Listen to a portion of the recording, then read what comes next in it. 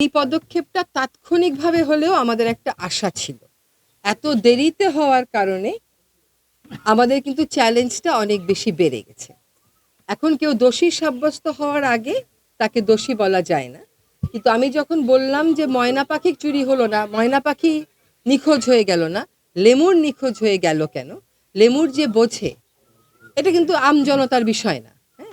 আপনি একটা হরিণের কথা বলতে পারেন। আজকেও পত্রিকায় দেখেছি যে বনাঞ্চল থেকে ও চলে এসেছে লোকালয়ে, মানুষ ধরে ওকে খেয়ে ফেলেছে। সেটা এক বিষয়। স্বাস্থ্যকর অল টাইম ফ্যামিলি কেক, সব সময় অল টাইম হেলদি লাইফ।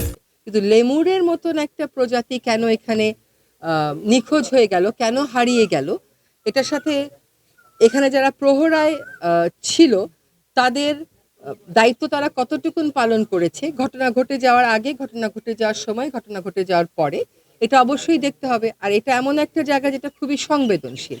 বারবার যেখানে এরকম দুর্লভ প্রাণীগুলো হারিয়ে যাচ্ছে, সেই জায়গাগুলো কেন আমার সিসিটিভি ক্যামেরা কাজ করছে না?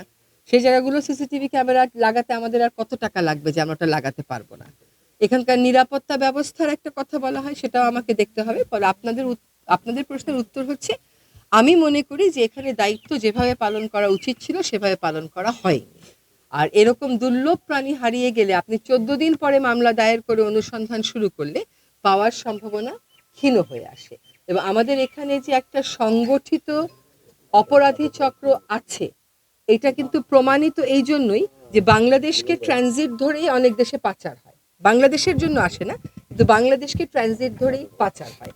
কাজে এখানে সেই সংঘবদ্ধ অপরাধী দলকে কি করে খোঁজা যায়, সেটাও কিন্তু আজকে আমি সবার সাথে আলোচনা করে বুঝবো।